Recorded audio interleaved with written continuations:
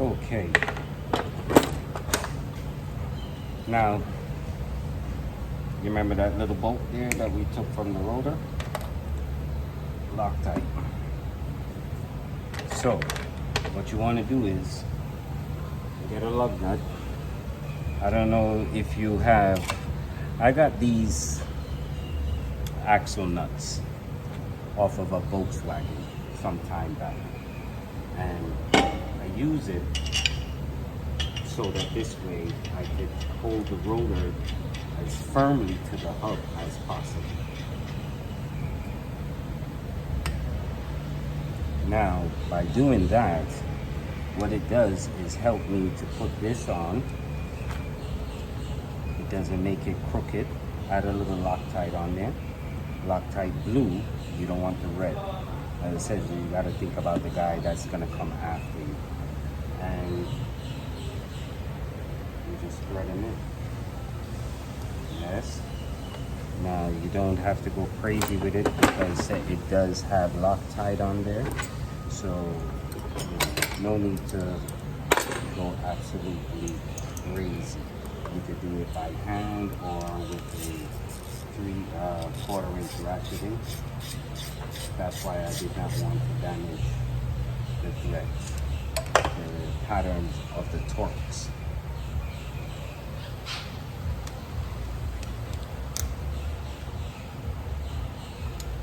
When you use extension, you do lose power inside of the extension. Always remember that.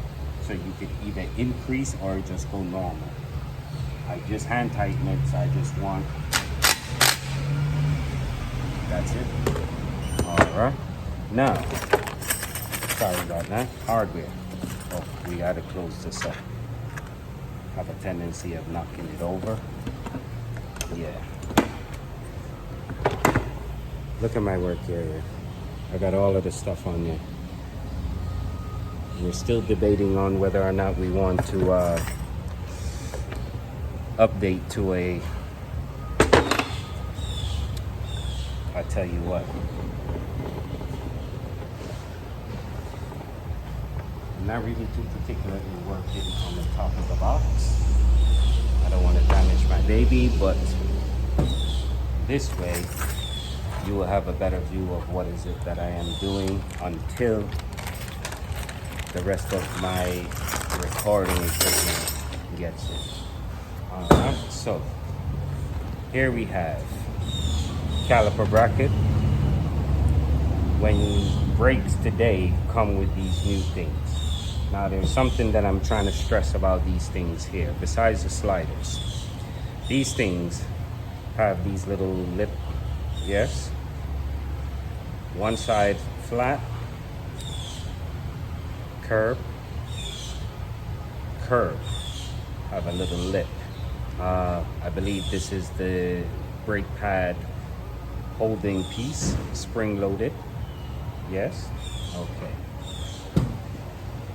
You always want to make sure that's at a little nub piece. Anything that is going to be obstructing close to the rotors, you do not want it there. So you put them in, put the inside first. I don't know if you see it, but you put the inside thumb. Put your thumb first and push outwards to get it over the second plate on the outside. You will feel it. Yeah. Make sure that it's sitting flush all around.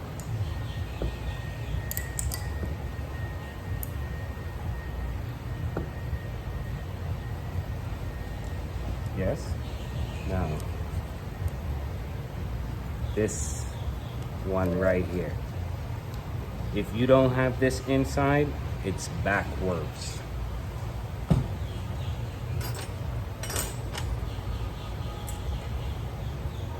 Okay. That sounds.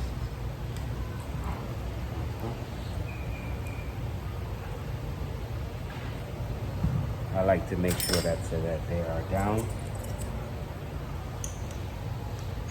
and sitting flush. That little snapping sound. crinkling sound, that means it's sitting. It's locking in place, sitting flush. Okay. We start on the inside.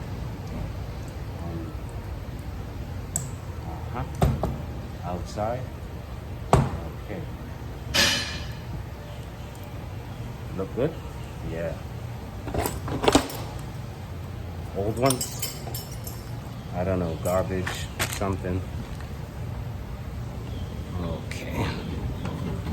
So, with our caliper bracket all set up, now, fine thread.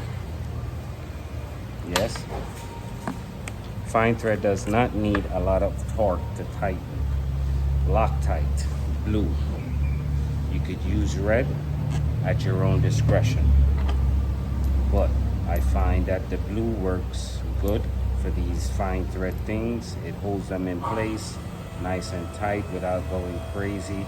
You don't want excessive amount, just enough where to say that, you know, get them in there. But you don't want this thing dripping, dropping on the floor, and all of that good stuff. No, you don't want all of that.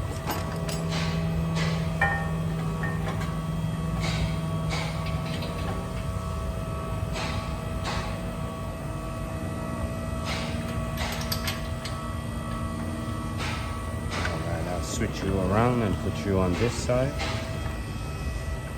How is that? Is that okay? It's moving. It's nice and smooth. Catch your both hand tight. Make sure that's you know, it doesn't have any play in there. That's important. All right, hand tighten it. Spin. Make sure that nothing is rubbing before you tighten it up, and then you have to remove it back. Forward motion. Turn the gun down to like 2.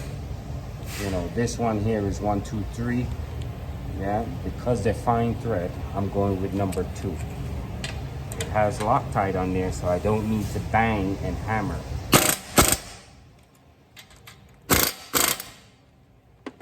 That's it. Now, I do not use grease on my brake pads.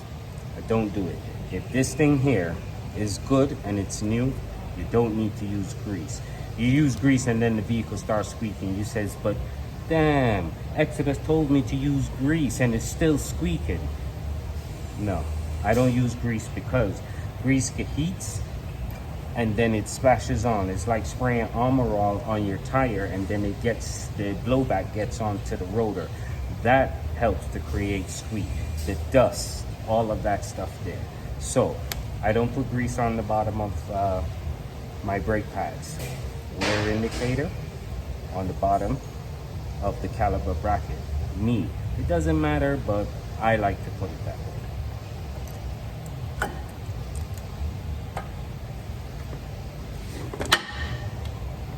Sounds good.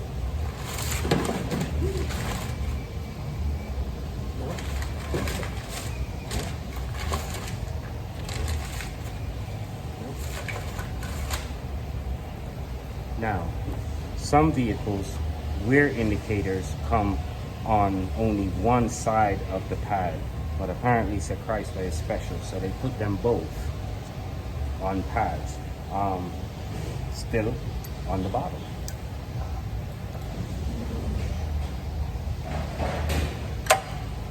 Okay.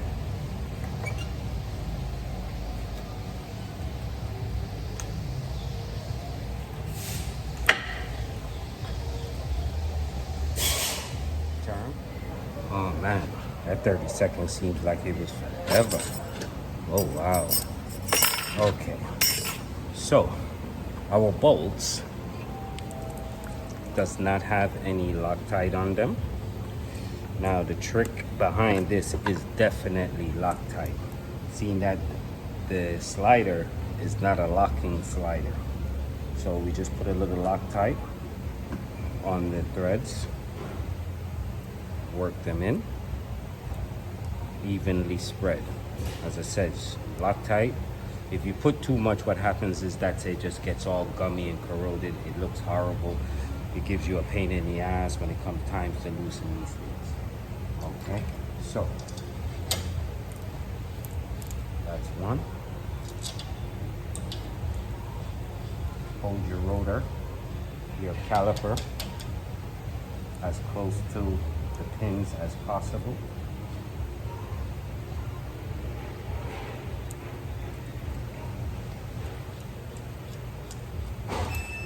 By hand.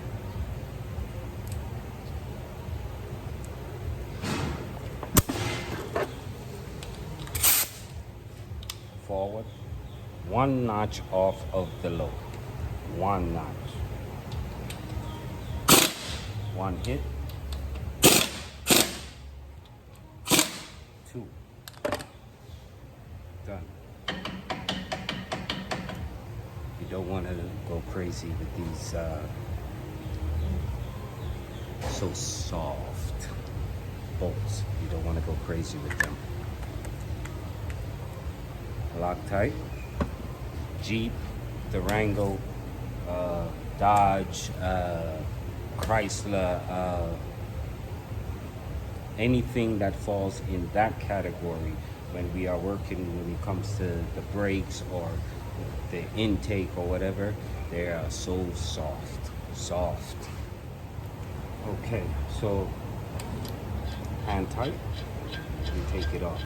It would appear like say it didn't make much of a difference, but it did make a difference because this bolt here is able to be tightened and the rotor is flush against here. You can put anti-seize around these areas here, but realistically it's going to wash away because as I said, this is the lowest point to the element. This bad boy here sees everything. Debris, crap, you name it. Everything splashes up on your rotor, in your rim. It's on the ground. All right, so let's move on over to the passenger side.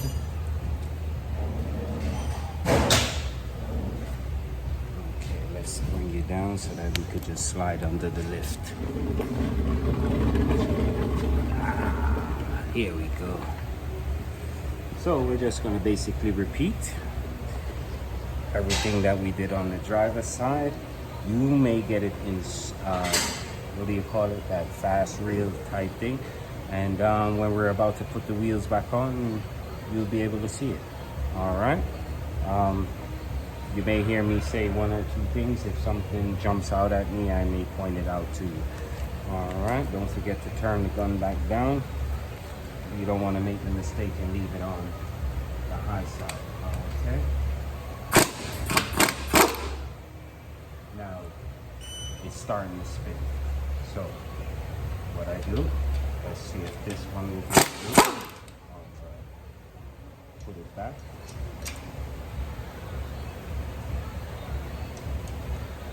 And let's see if we can get this to work.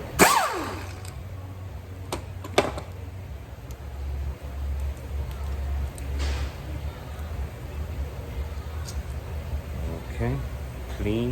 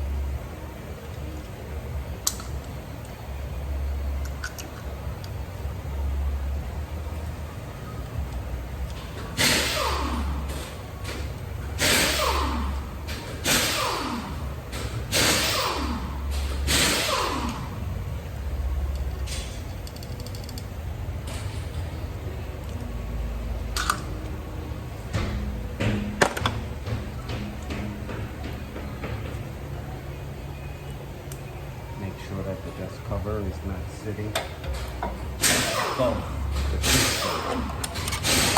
The reason why I do that is because I just looked and I saw.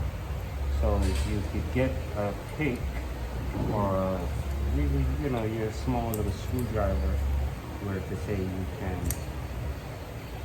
push it back behind the piston, you'll see that it falls into like a little groove. But you don't want it on the outside of the piston, just for the simple fact that when the piston makes contact with the brake pad, it can tear it, squeeze it, it will create a problem basically.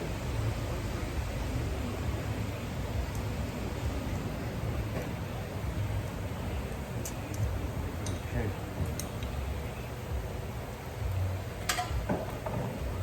Get out the tie strap.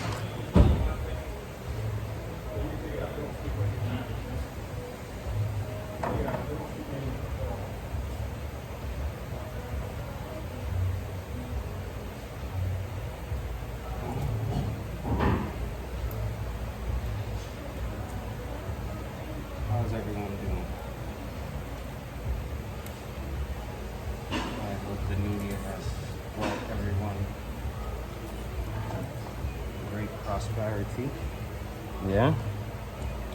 Flathead screwdriver.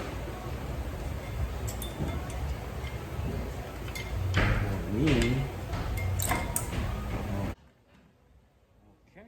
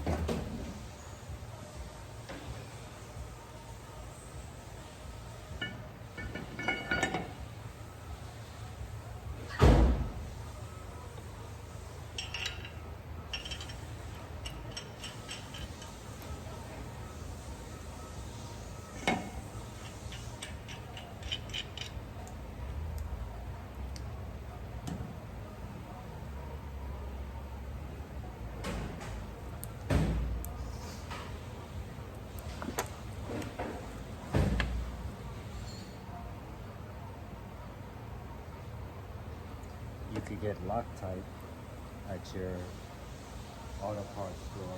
I don't remember if I ever saw it anywhere else besides there, like Home Depot or anything like that. I'm not 100% sure, to be honest with you. But I do know that they do sell it at the auto parts store. So you could get Loctite there. You don't have to use it, to be honest with you.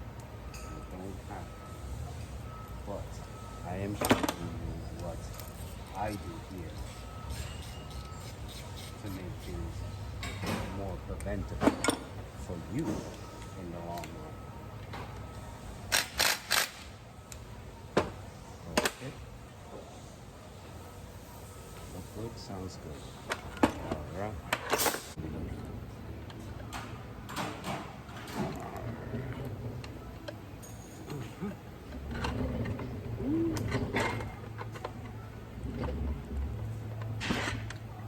Today is one of the more slower days. Thank God. I'll do the Loctite. Remember, don't go crazy. What do you call this? When you do this with the Loctite? You know, I used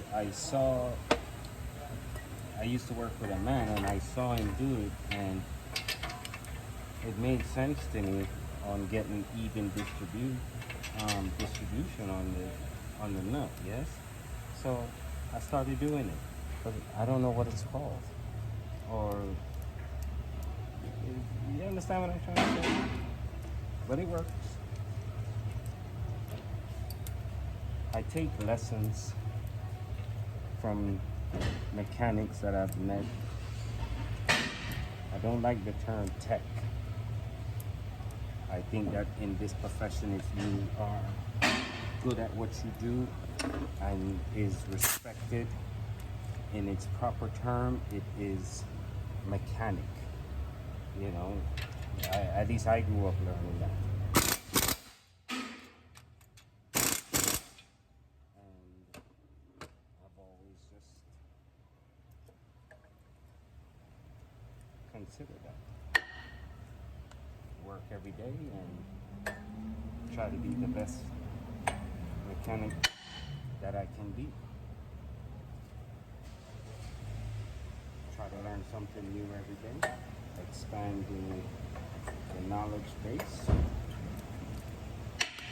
Yeah, then you gotta remember that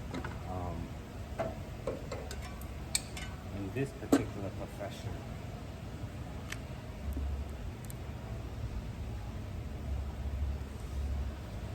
we are moving too quick.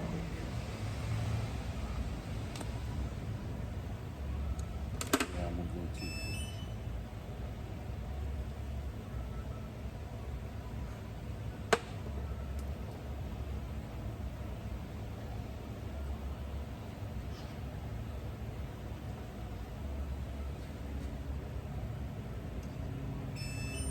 One thing about this guy, I'll tell you this right now. If I'm not sure, this vehicle will not leave this lift. If I have to take it back all apart again at my cost, then I will do so. But I will not send a vehicle out on the road that basically what I'm saying is that when I go home at night, I sleep well. I don't have to worry about that I conned someone or I forgot something or something. When I do my road test, if I even think, if the thought crossed my mind, I'm putting it back on the lift and do it all over again. I'm sorry. Customer, you may see this and say, oh, so that's why my vehicle will be taking so long. Well, yeah, because your safety is my number one priority. You know, kids in the vehicle. I'm also a dad, a husband, a dad.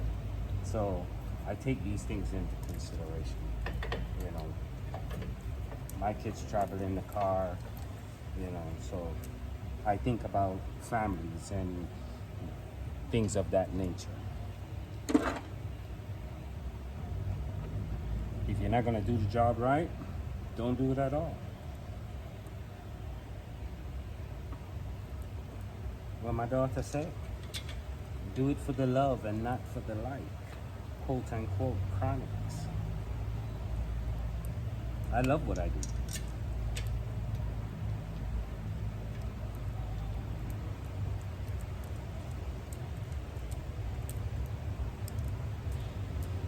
Okay. Forward, down. Okay. Now, I don't know if you're gonna see it, but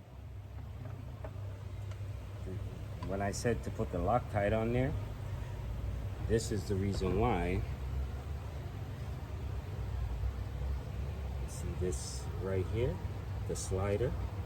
Now it's gonna, it turns. So you would say to yourself, like, are you sure that it's tight?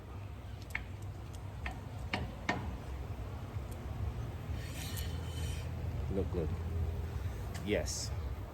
Reason being is because I tighten it by hand first.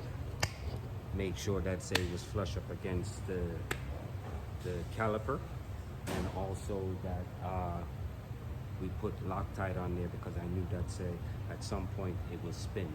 With those type of nuts, once is it that say they make contact, especially with the Loctite on there, you don't have to go crazy with these, you know. As I said, I only speak of experience because I've experienced breaking a lot of bolts. So I know what to do and what not to do. Jobs are quick, easy, in and out. 1, 2, 3.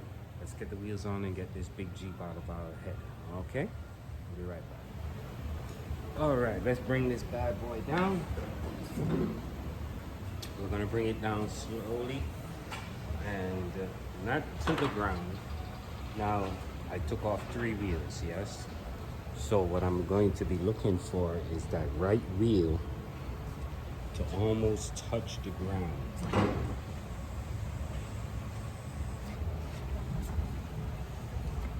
Right there. You can barely see it, yeah? Now, let me grab my pry bar. I have the big 3/4 inch pry bar. I rest it down on the ground, flat on the ground. 1 stud, centered, 12 o'clock. Pry bar, right here. Okay. Now I'm gonna put this on the floor. It's a little tedious, but I saved my back. Okay. Roll the tire onto the pry bar. Step on it so that the pry bar doesn't roll over. Okay. Try to get your bolt pattern at 12 o'clock. Yes. And just slide it in.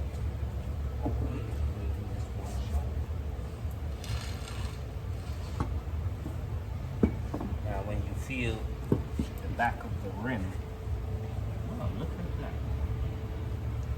You could see the 12 o'clock nut. Yeah? Okay. Now, the vehicle has to just go up a little bit. Okay. Lift the back of the handle and go 1 up. And you should be there. Oh man, this is heavy.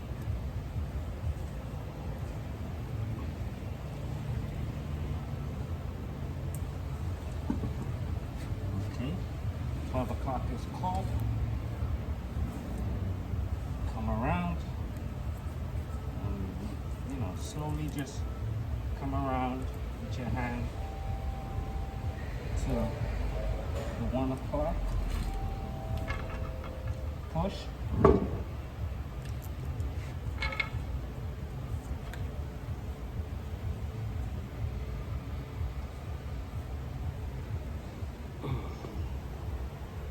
Fascinating stuff on.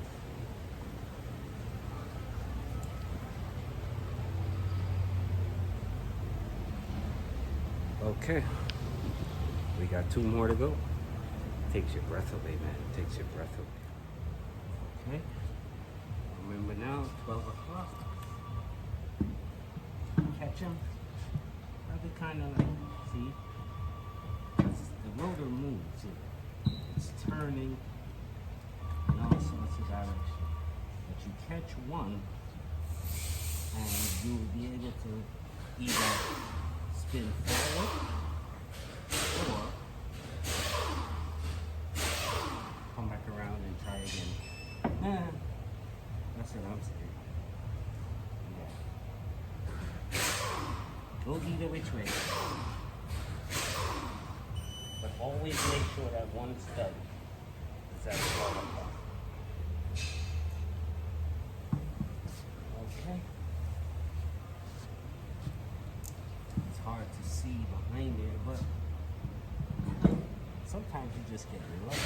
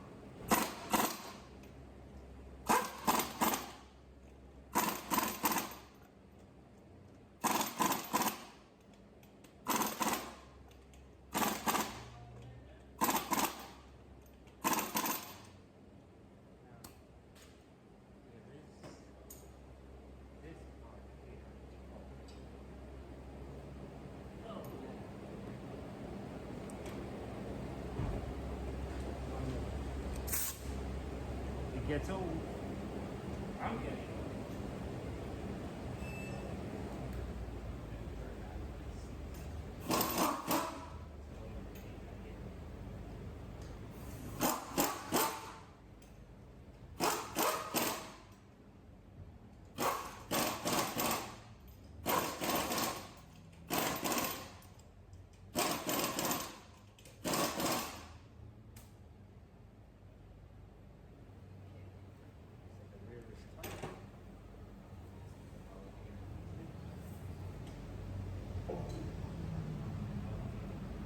Now, we have one last thing that I need to share so that we can wrap up on this.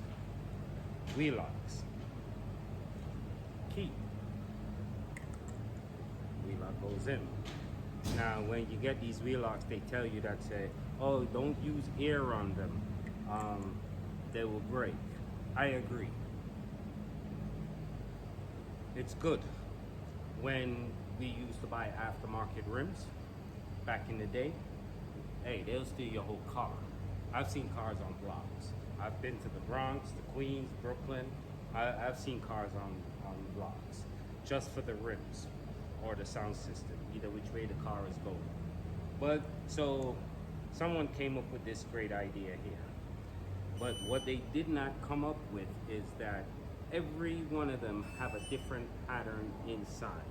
Some is female patterns, some are male patterns, where to say that this is a good one. I like this one because everything, the pattern is on the outside. On the inside, you see it? The other ones, they break, you know, with the little pattern, and they get like, yeah, much. Don't use air on that if you're not experienced. If you trigger it too fast, you're gonna break off inside. This one, not too bad. I am trying to make practice to put them on the ground without the air. So when I have time, I can put the vehicle on the ground, put them on with a torque wrench or by hand or whatever the case may be. Second point behind it is that you don't need these anymore because aftermarket rims are basically a thing of the past, unless you are upgrading to a package like this, off-road and all of that good stuff. Other than that, you don't need these. I don't think anyone is going to be stealing your car for aftermarket for rims from the dealership that looks just like aftermarket rims anymore. Maybe in some areas, but where I live, I don't know. I don't think so. All right. I just wanted to share that with you guys. You got to put on the wheel box. Most definitely. Thread them on by hand. Yes.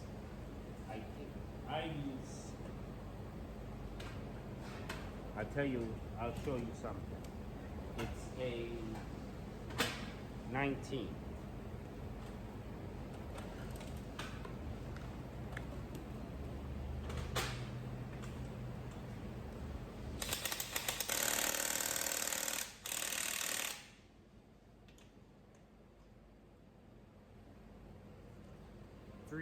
Drive cordless. You don't need no more than that. Shout out to the guys at the dealership who taught me that trick. See, and I tell you, that's you learn something every day somewhere. Yeah.